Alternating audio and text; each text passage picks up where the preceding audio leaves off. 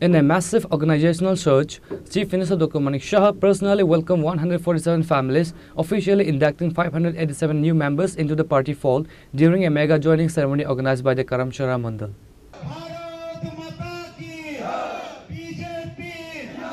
CM Dr. Manik Shah hailed the move as a reflection of the people's unwavering faith in the pro-people governance and developmental strides of the state, strengthening the grassroots.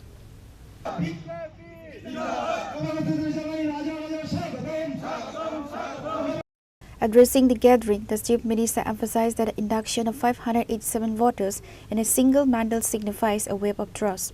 He noted that the new members, previously affiliated with various opposition camps, chose to join the mainstream to contribute to the ongoing transformation of the region.